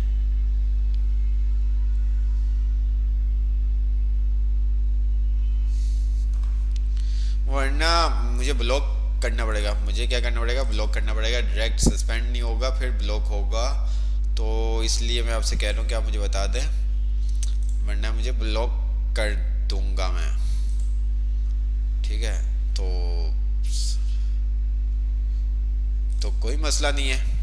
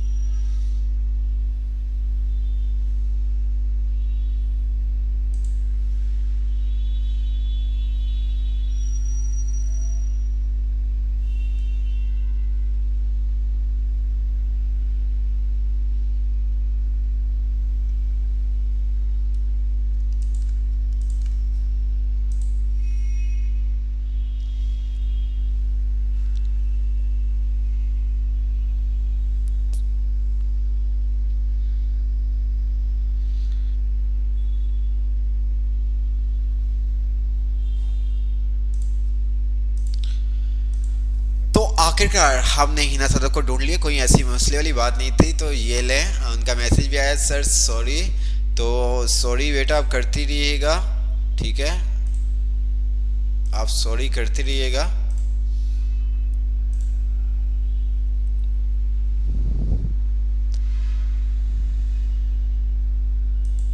कोई इश्यू नहीं बेटा, आप जहाँ भी इतना टाइम हमारा वेस्ट करते हैं, जहाँ पे आप हमारा इतना टाइम वेस्ट करते हैं, वहाँ पे हम आपके 2-4 मिनट वेस्ट कर देंगे, तो कोई ऐसा इश्यू नहीं होगा। ठीक है, तो जी रिप्लाई कर दिया है या नहीं किया, वो तो उनको हमने निकाल लिया। ठीक है, तो हम अपने टॉपिक पे चलते हैं। ठीक है, जिसने बातें करनी हो हुआ करे, तो वो क्लास ना लिया करे। ठीक है, स्ट्रेट फॉरवर्ड बात है, क्लियर। मैंने आपको पहले भी बताया था, जिसने बातें करनी है वो बातें किया करें। ठीक है, हेलो आए, कैसे हैं, ग्रुप पे हैं कि नहीं है, क्या खाया क्या पिया, ये सब चीज़ें बाद में, जब आपको मैं टॉपिक समझा रहा हूँ तब उस टाइम कोई भी मैसेज ना किया करें इस तरह से। मैंने आपको बहुत दफ़ा इस बात से मना किया है, लेकिन आप लोग हमारी कहाँ सुनते हैं। तो जब आप हमारी नहीं सुनते तो फिर अब हम आपकी भी 28 दिन के लिए कुछ भी नहीं सुनेंगे। ठीक है, जैसे ही 28 दिन कंप्लीट होंगे तो वो खुद ही आ जाएंगे। तो हमारे पास क्या होते हैं, आपको बताया था, सेल का फॉर्मेट। बाय डिफॉल्ट जो सेल का फॉर्मेट होता है वो होता है जर्नल। ठीक है, आप अपने सेल का फॉर्मेट नंबर में भी चेंज कर सकते हैं, परसेंटेज में भी चेंज कर सकते हैं, डेट में भी चेंज कर सकते हैं, और इसको क्या कर सकते हैं आप, टाइम में भी चेंज कर सकते हैं। ठीक है, शॉर्ट डेट, लॉन्ग डेट। अब क्या इसका फ़ायदा क्या है, क्या काम है, थोड़ा सा आज टाइम शॉर्ट है, थोड़ा सा आज देख लेते हैं, बाकी तमाम चीज़ें हम बाद में देखेंगे। तो शेयर स्क्रीन करता हूँ। अब ये देखें, अभी मैंने यहाँ पे लिखा 50, तो क्या आ रहा है, 50 आ रहा है। इसका फॉर्मेट क्या है, जर्नल। ठीक है, अब इसका भी फॉर्मेट क्या है, जर्नल। अगर मैं इसका फॉर्मेट चेंज कर देता हूँ, किस में, नंबर में। किस पे कर रहा हूँ, नंबर पे। तो अब आप देखिएगा, जैसे मैं यहाँ पे 50 लिखूंगा तो उसके साथ 2 डेसिमल आ जाएंगे। क्या आ जाएंगे, 2 डेसिमल आ जाएंगे। मैं अगर ये देख रहे हो, अब इस सेल का जो फॉर्मेट हो गया हुआ है ना, वो हो गया नंबर। ठीक है, अच्छा, इन डेसिमल को आप ख़त्म भी कर सकते हैं। उसके लिए आप यहाँ से आप देखें तो हमारे पास आ रहा है इंक्रीज डेसिमल और डिक्रीज डेसिमल आ रहा है। इंक्रीज डेसिमल आ रहा है और डिक्रीज डेसिमल आ रहा है, ठीक है। तो मैं अगर इसको डिक्रीज कर देता हूँ, ये देखिए डेसिमल हमारे खत्म हो गया और हमारे सेल का जो फॉर्मेट है वो क्या है, नंबर्स का है, ठीक है। अब जैसे कि यहाँ पे वो बता भी रहा है, आप माउस लेके आते हैं number format, choose the format for your cell such as the percentage, currency, date और टाइम, ठीक है। इसी तरह से हमारे पास मैं नीचे अगर कुछ लिखता हूँ, यहाँ पे कुछ लिखता हूँ 1000, तो यहाँ पे अगर आप देखें तो कोई भी डेसिमल आपके पास नहीं आएगा, क्योंकि इसका जो सेल का फॉर्मेट है वो क्या है, जर्नल, बट इस सेल का फॉर्मेट हमने क्या कर दिया, नंबर। इसी तरह से हमारे पास करेंसी का भी आता है, ये देखें मैंने क्या कर दिया, इसको करेंसी। अब मैं जो भी यहाँ पे लिखूंगा 50, जो भी मैं वैल्यू लिखूंगा उसके साथ क्या आ जाएगा, एक करेंसी का साइन आ जाएगा। ये देखें हमारे पास बाय डिफॉल्ट डॉलर का साइन आता है, हम इसको चेंज भी कर सकते हैं, हम इसको क्या कर सकते हैं, चेंज भी कर सकते हैं। ये देखें मैं नीचे लिखूंगा तो नीचे नहीं आएगा, ये देखें क्यों, क्योंकि इस सेल का फॉर्मेट जो है वो है जनरल और इस सेल का फॉर्मेट हमने कर दिया करेंसी, ठीक है। आप अपनी मर्जी से जो भी साइन रखना चाहते हैं, जैसे ये डॉलर का साइन आ रहा है, अगर आप चाहते हैं पाक रुपीस आए या रुपीस आए तो उसके लिए आप क्या करेंगे, मोर नंबर फॉर्मेट पे आप आते हैं, ठीक है। तो यहाँ पे ये देखें क्या आ रहा है, सिंबल डॉलर का आ रहा है, तो आप सिंपल सा RS रुपीस भी कर सकते हैं, ये देखें RS आ जाएगा यहाँ पे, अच्छा जी RS नहीं आ रहा,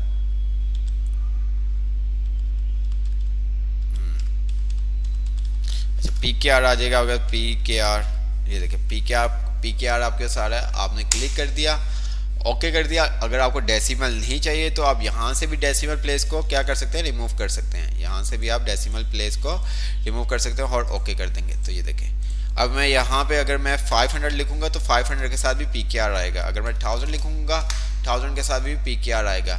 क्यों, क्योंकि यहाँ पे हमने इस सेल का जो फॉर्मेट है वो क्या कर दिया, करेंसी। अब इसके अंदर जो भी लिखा जाएगा, ठीक है, जो भी लिखा जाएगा वो क्या होगा, वो करेंसी में की फॉर्मेट में आएगा, किसकी फॉर्मेट में आएगा, करेंसी की फॉर्मेट में आएगा। अच्छा जी, इसी तरह से हमारे पास नीचे डेट टाइम भी है, तो हमारे पास बहुत सारे होते हैं। फॉर एग्जांपल मेरे पास डेट और टाइम की शॉर्टकट की होती है, कंट्रोल शिफ्ट मैं कॉलन का बटन प्रेस करता हूँ तो मेरे पास टाइम आ जाएगा जो मेरे करंट सिस्टम का टाइम है। अगर मैं कंट्रोल कॉलन का बटन प्रेस करता हूँ सेमी कॉलन का, तो मेरे पास क्या आ जाएगा, डेट आ जाएगी। अब यहाँ पे देखो क्या, जैसे मैं इस सेल पे लेके जाऊंगा तो ये आपको बता रहा है कस्टम, और नीचे वाला सेल आपको बता रहा है डेट, मींस कि इस सेल का जो फॉर्मेट है वो डेट में कन्वर्ट है और ये सेल का जो फॉर्मेट है वो किस में चेंज कन्वर्ट है, कस्टम के अंदर, ठीक है। किस में चेंज है, कस्टम के अंदर। आप चाहते हैं कि आपके पास ये PM ना आए, ये आपके पास PM और AM तब आता है जब आपने टाइम को डिवाइड कर देते हो 12 घंटों के ऊपर, 12 के ऊपर इसको आप डिवाइड कर देते हो तो फिर आपके साथ है। मैं यहाँ पे आता हूँ, ठीक है, टाइम के ऊपर ये देखो आ रहा है, मैं मोर नंबर फॉर्मेट पे आता हूँ तो यहाँ पे मैं इसको क्या कर देता हूँ, AM PM को हटा देता हूँ, जस्ट मैं इसको,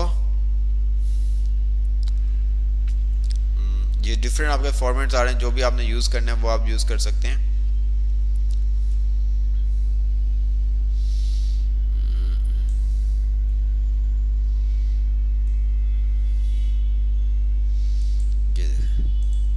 HM आ रहा है, ये देखो अब वो आपके टाइम को क्या कर दिया, 20, मतलब 8 बज रहे हैं तो 8 का मतलब 20, ठीक है। तो टाइम की शॉर्टकट की है कंट्रोल शिफ्ट कॉलन और डेट की है कंट्रोल कॉलन।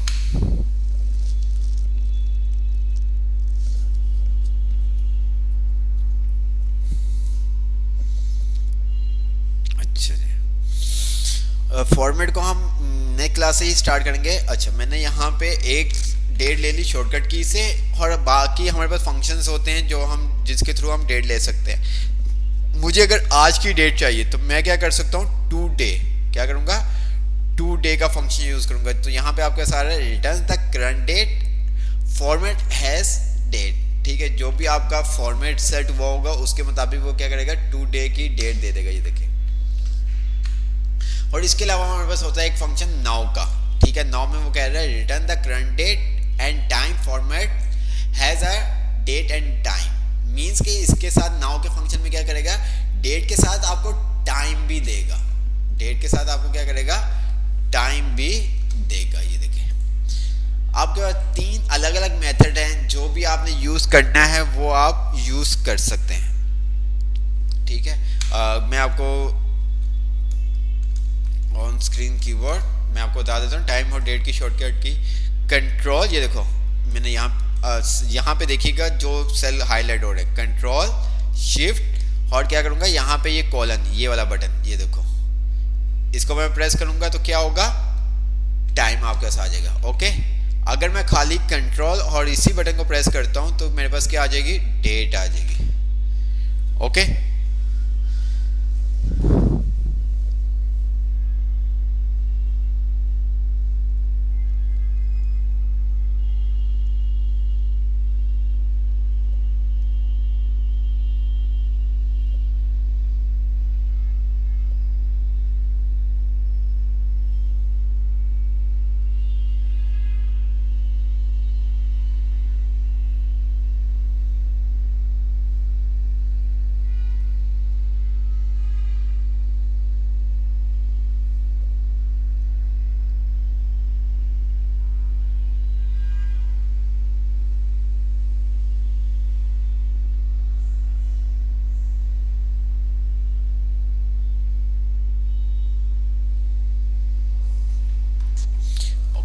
तो यहाँ पे हमने तीन अलग मेथड यूज किए हैं डेट के लिए, तीन अलग मेथड यूज किए हैं डेट के लिए। तो इन तीनों में क्या डिफरेंट लगता है, हमने अभी वो फॉर्मेट को आप भूल जाएं, हमने तीन मेथड यूज किए हैं डेट के लिए। एक हमने क्या किया, शॉर्टकट की से डेट लेके आए, एक हमने लगाया टुडे का फंक्शन लगाया और एक नाउ का लगाया। तीनों में आपको क्या डिफरेंट लगता है कि तीनों में क्या डिफरेंट होगा?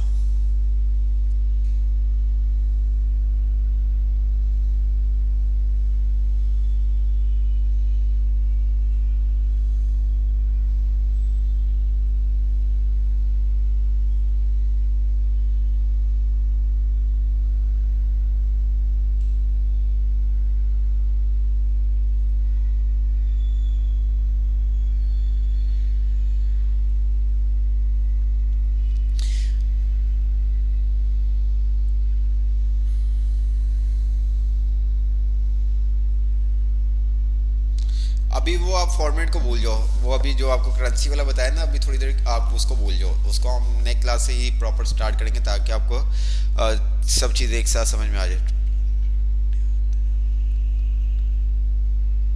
नहीं, ये डिफरेंट नहीं है, ये डिफरेंट नहीं है।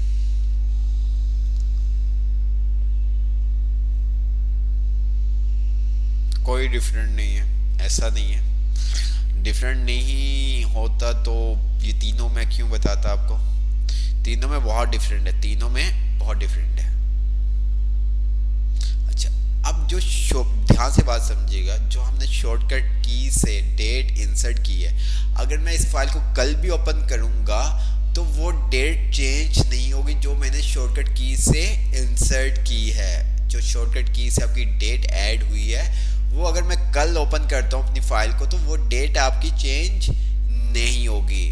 बट टुडे के क्या होगा कि जिस दिन हम फाइल ओपन करेंगे तो उस दिन की डेट आपके पास शो होगी। टुडे का अगर हम फंक्शन यूज करते हैं तो मैं फॉर एग्जांपल आज काम कर रहा हूँ, ठीक है, तो आज की मेरे पास डेट आ रही होगी। अगर मैं कल वो वाली फाइल ओपन करूंगा तो कल की डेट आएगी। अगर मैं वो 10 दिन के बाद फाइल ओपन करूंगा तो टुडे का अगर फंक्शन लगा होगा तो 10 दिन की बाद वाली जो भी डेट होगी वो आपके पास आएगी। ठीक है, नाउ में क्या कर रहा है, नाउ का मतलब क्या होता है, टुडे का मतलब आज, ऐसे ही है, आज की डेट उसने दे दी। नाउ का मतलब क्या होता है, नाउ का मतलब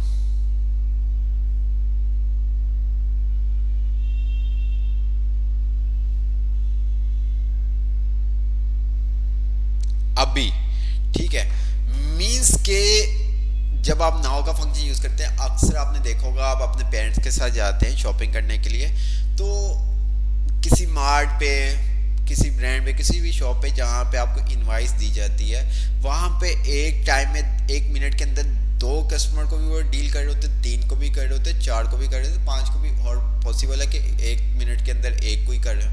तो हर सेकंड्स की अलग अलग ऊपर डेट और टाइम आ रहा होता है, ऐसे ही है, अलग अलग टाइम आ रहा होता है। जैसे कि आज हमने 10 बंदों को डील किया, तो वो जिस जिस टाइम पे हमने डील किया हुआ है, तो मीन्स के वहाँ पे हम क्या करेंगे, नाउ का फंक्शन लगाएंगे।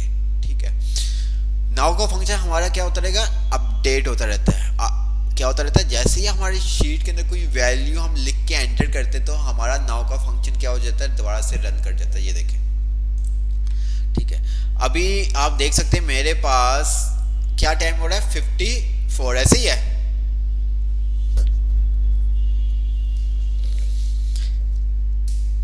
क्या टाइम हो रहा है मेरे पास अभी,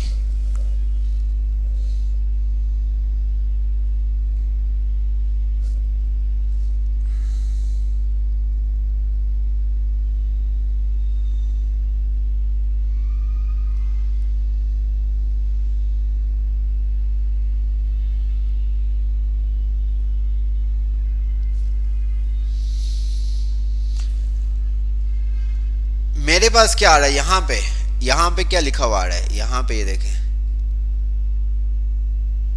54, ऐसे ही है। मैं जैसे ही अब यहाँ पे कुछ लिखता हूँ, ये देखें मैंने वाई लिख दिया या कुछ भी लिखता हूँ, तो मेरा टाइम क्या हो जाएगा, ऑटोमेटिक अपडेट हो जाएगा। ये देखो, ये देखिएगा, हो गया चेंज।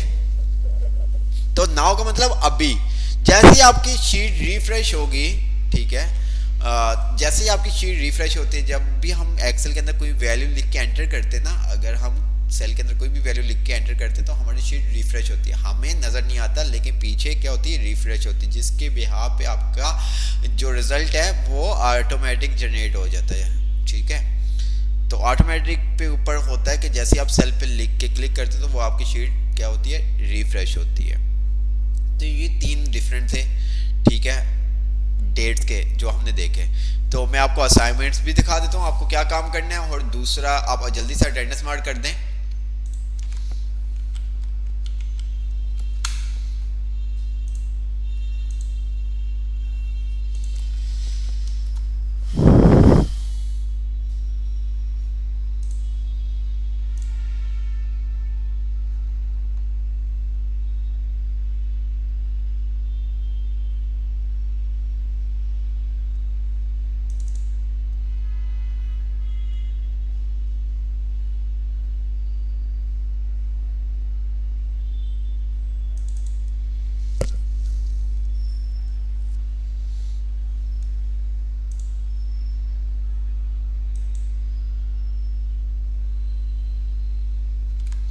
अच्छा, आपको ये असाइनमेंट बनाना है, ठीक है।